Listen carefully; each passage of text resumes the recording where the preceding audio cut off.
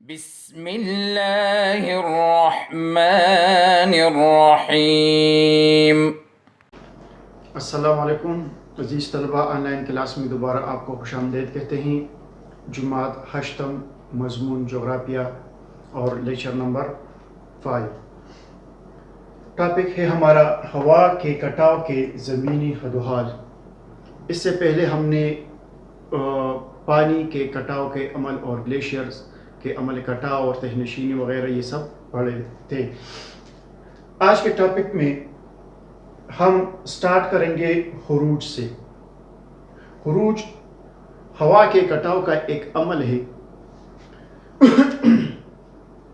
اس میں خروج میں جو ہوائیں زمین پر چلتی ہے اور اس کا نرم حصہ یہ اڑا کر لے جائے اور نیچے زمین کی ایک تہنشینی یا ایک گڑھا سا جو بن جاتا ہے نیچے، اس کو کہتے ہیں خروج۔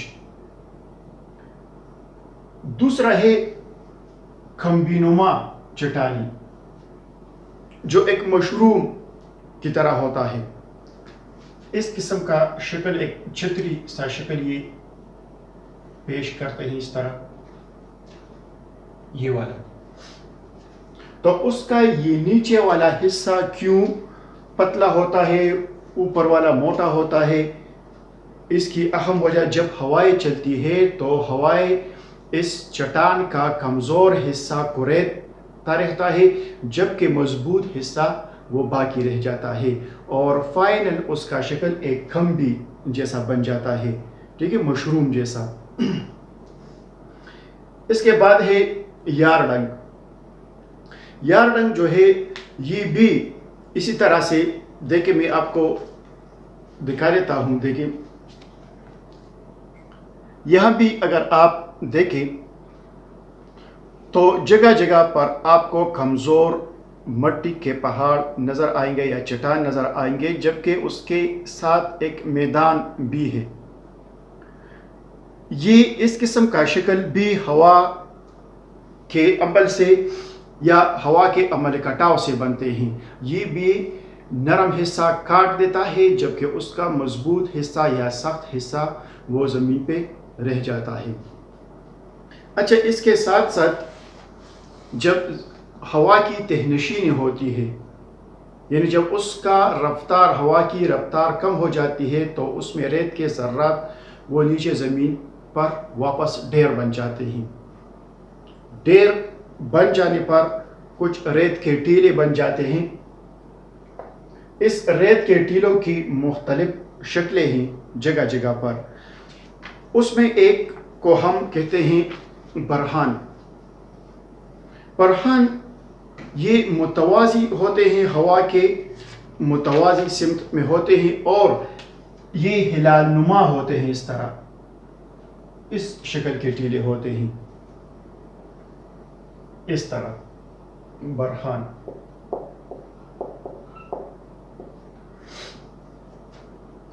اور اس کے ساتھ لمبے ٹیلے، یہ ایک جگہ پہ ڈھیر نہیں ہوتے یہ لمبے ٹیلے، بلکہ دور دور تک اس طرح یہ ایسے ایسے شکل میں ہوتے ہیں لمبے ٹیلے۔ جبکہ ہوا کی تہنشینی سے تیسرا شکل وہ آڑے ٹیلے ہے۔ یہ بھی ریگستانی میدان ہے، لیکن یہ اس طرح عمودن ہوتا ہے، یہ ٹیلا سا نہیں بناتا، ایک ہموار سا شکل یہ بنا دیتا ہے۔ تو ایک یہ ہے۔ دوسرا ہے آخر میں یہ لوئس کا میدان۔ یہ جرمن لفظ ہے اور یہ یلو کلر کے مٹی سے بنا ہوا میدان ہے۔ اگرچہ یہ بنجر ہوتا ہے، لیکن اسے بھی قابل کاشت بنایا جا سکتا ہے، اس میدان کو۔ اچھا، پھر یہ ہوا، پھر اس کے بعد ایک نیا ٹاپک، لہروں کے کٹاؤ سے بننے والے زمینی نقوش۔ آپ لوگوں نے مشاہدہ کیا ہوگا کسی دریا کے کنارے یا کسی سمندر کے کنارے، اگر آپ لوگوں نے سیر کیا ہو، وزٹ کیا ہو، تو یہ لہریں مسلسل چلتی رہتی ہیں۔ दिन और रात اور काफ़ी भारी वजनी भी होते हैं। तो पानी के इर्तिआशी या ऊपर नीचे हरकत को हम लहर कहते हैं, ये जहन में रखें। पानी के इर्तिआशी हरकत इस किस्म के जो मैंने बनाए हैं, ये वाला, या ऊपर नीचे हरकत को हम लहर कहते हैं। ठीक है, लहरें मुख्तलिफ जगहों पे जिस तरह समंदर, दरियाओं या झीलों वगैरह में बनते हैं।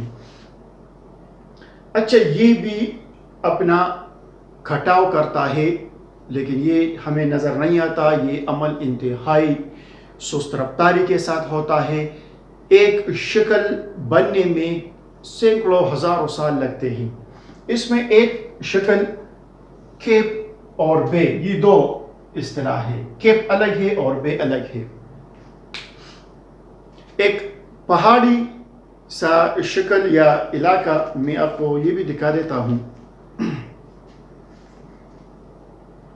यह बुक में अगर आप देखें, आपके पास भी अपने बुक्स होंगे, पेज 36 पर, ये एक छोटा सा पहाड़ी है। इसका ये अगला सिरा समंदर की दूरी तक गया है।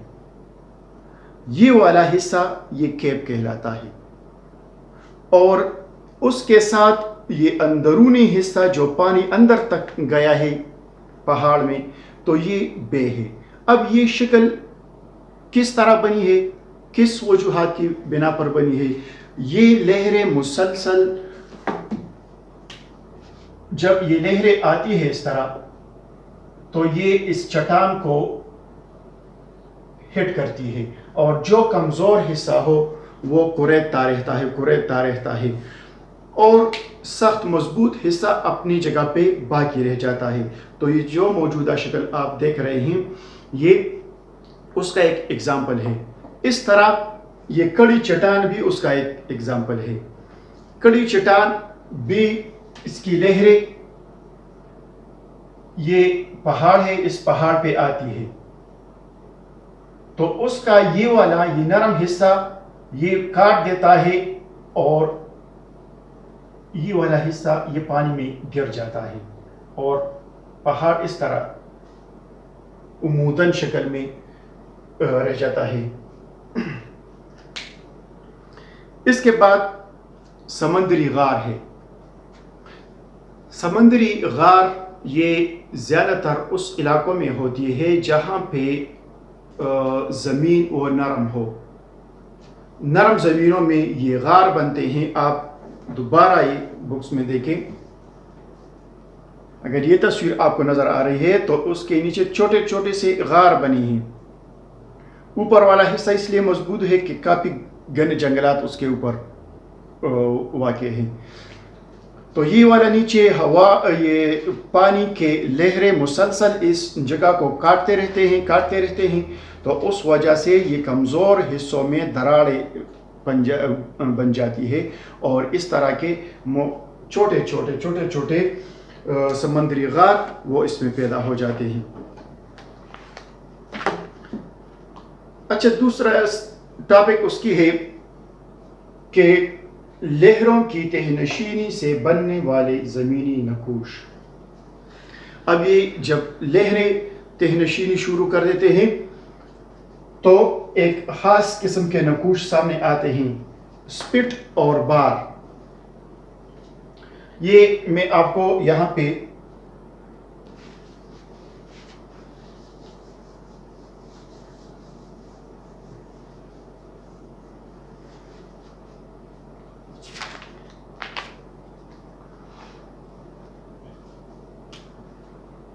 देखिए, परस करें, ये एक खुश्की का टुकड़ा है, और इसका एक सिरा, और ये इसके नीचे ये समंदर है। तो इस तरह के कुछ हिस्से आप लोगों ने देखे होंगे कि ये समंदर तक गया होता है, खुश्की का हिस्सा। तो ऐसे हिस्से को हम स्पिट कहते हैं, जो समंदर में गया हो। ये तमाम खुश्की का हिस्सा है। और बार भी उसका एक हिस्सा है, जब उसका छोटा सा हिस्सा, परस करिए में यहाँ तक है और ये यहाँ तक। اگر اس قسم کی شکل میں ہو، تھوڑا سا اس میں سمندر کا فاصلہ یا پانی یہاں پہ ہو اور دوبارہ خشکی کا ایک جزیرہ اس کے ساتھ ہو تو ہم اس کو بار کہتے ہیں۔